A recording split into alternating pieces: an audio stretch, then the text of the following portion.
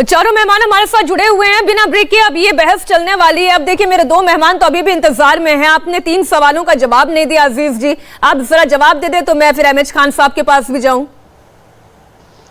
मैं वही जवाब तो देना चाह रहा था लेकिन जवाब देने का मौका ही नहीं मिला। मैं चाह रहा हूं, देखिए नहीं, आप देखिए मुस्कुराइए मत गौरव जी, आप मेरी बात सुन लीजिए।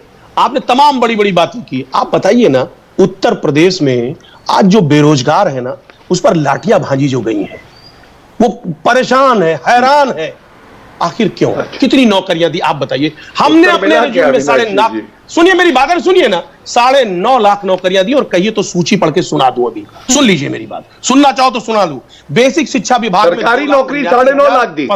अरे मैंने बोला ना, और कहां से? क्या आपके घर में नौकरी हुई क्या? अरे भाई सरकारी नौकरी की बात कर रहा हूं ना, प्राइवेट नौकरी कोई नौकरी नहीं होती है। मेरी बात सुनिए, मैं बताऊं, पुलिस विभाग की भर्ती में 48,967, अधीनस्थ चयन सेवा आयोग में 33,706, इसी तरीके से लोक सेवा आयोग में 26,721। एक लंबी फेरिस्त है। एक बात समझिए, आपने तो कहा था 70 लाख नौकरी देंगे, क्या अच्छा, किसानों का कर्जा कितना माफ किया? नौकरियां तो आपने दी थी 1,99,000। अरे मेरी बात सुनिए, किसानों का कर्जा कितना माफ किया ये भी बताइए। चलिए सुनिए ना, अरे मैं बता नहीं सुन ली मैंने आपकी, इधर उधर की बात मत करिए भाई ना। अरे सुनिए, किसानों का कर्जा कितना माफ किया? 36,000 करोड़ की आपने कितना किया? सुनिए ना, किसानों की समय नष्ट करेंगे मीनाक्षी, हमने किसानों का सम्मान किया है। आपने कहा कि एमएसपी की गारंटी लेंगे, क्या गारंटी? अच्छा, आजम खान जेल की सलाह, क्योंकि देखिए नौकरियों पर बहस छिड़ी गई है तो बहुत अच्छी बात है, क्योंकि बीएसपी भी इसकी गवाह है। मैं समझती हूँ कि खान साहब भी, मतलब एमएच खान साहब भी बता देंगे कि कितनी नौकरियां वाकई में मिली थी, क्योंकि आरोप यह लगता है कि नाम देखकर नौकरी देने का काम समाजवादी पार्टी करती थी। तो चलिए नौकरियों पर ही अब चर्चा हो जाए। एमएच खान साहब जी। नहीं, नौकरियों का तो देखिए समाजवादी पार्टी में तो एक जात विशेष को नौकरी मिलती थी। बाकी देखिए हमारी पार्टी जो बहुजन समाज पार्टी की सरकार थी, बहन कुमारी मायावती ने उर्दू टीचर्स की भर्ती की, सामान्य टीचर्स की भर्ती की और सभी लोगों को नौकरियां देने का काम किया था। भेदभाव काम नहीं किया, सर्वजन हिताय का काम किया हमने। लेकिन सवाल इस बात का है कि आज इस चीज पे चुनाव नहीं होना। आंकड़ा पूछ रहे हैं, उस तो जो हुआ था वो हम लोग हार गए, पार्टी से चले गए। आज जिस पे चुनाव होना है उस पर बात करिए।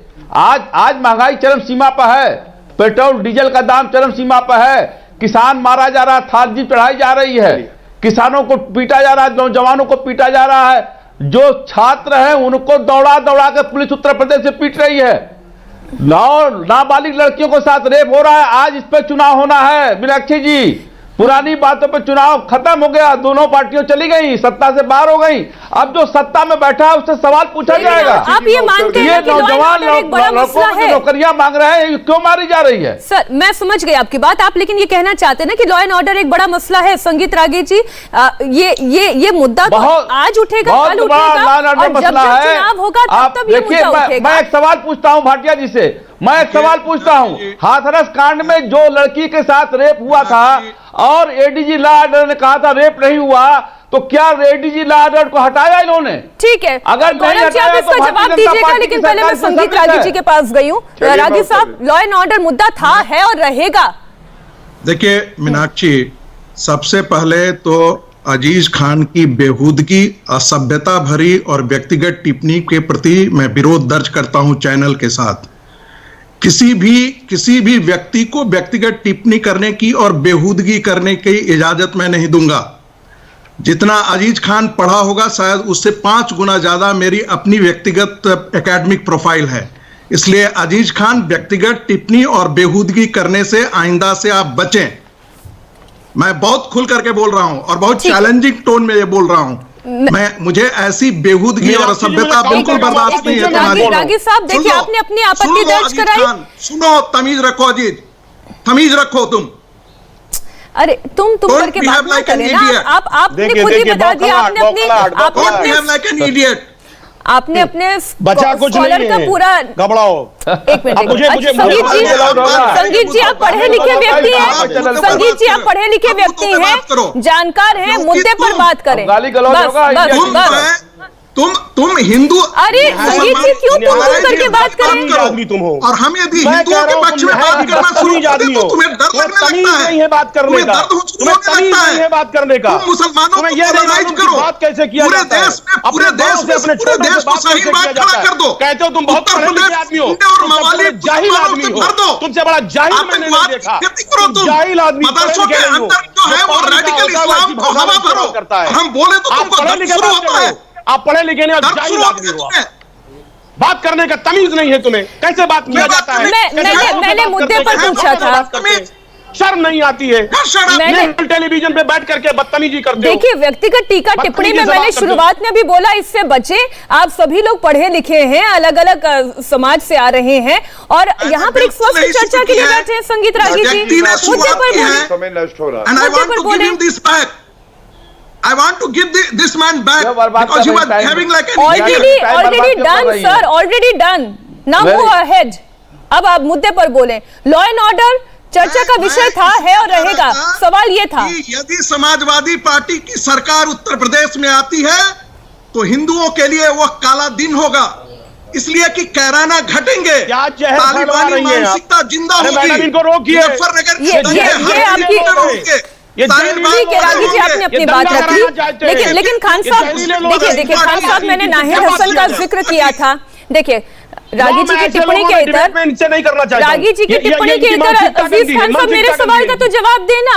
कैराना का जिक्र मैंने आपके सामने किया था, मैंने नाहिद हसन की टिप्पणी को लेकर भी आपसे सवाल पूछा था। मैंने आपके एक और जो उम्मीदवार हैं मथुरा से, उन्होंने खुलेआम हाथ काटने की धमकी दी। ये तमाम बातें तो पब्लिक डोमेन में है। अब मीनाक्षी जी मुझे गंभीरता से सुन ले और 10 सेकंड दे दे अगर देना हो, और बाकी ऐसी बात मैं कर नहीं पाऊंगा। पहली बात तो ये समझिए कि जो भी वीडियो वायरल हुआ रहा है वो टेम्पर्ड है, ये मैं दावे के साथ, चैलेंज के साथ कहता हूं। बीजेपी का आईटी सेल बहुत स्ट्रांग है, ये आज इसके पास बताने के लिए जब कुछ नहीं है तो ये ऐसे नफरत की भाषा बोल रही है। और दूसरी बात, वीडियो को एडिट करके पेश किया जा रहा है। मैं कह रहा हूं ये विकास की बात क्यों नहीं करते, ये महंगाई की बात क्यों नहीं करते, ये बेरोजगारी की बात क्यों नहीं करते, ये वीडियो पे क्यों अटके पड़े हैं? पहला सवाल। और रही बात नाहिद हसन की, तो उनके ऊपर फर्जी मुकदमे दर्ज किए गए, ये दर्ज करके और उनको जेल भेजा गया, तो क्यों उनसे घबराए हुए हैं। दूसरी बात, सही बात आजम खान साहब की, तो उन्होंने 2018 में मुकदमा दर्ज हुआ था, आपको शायद पता नहीं, गौरव जी आप वकील हैं।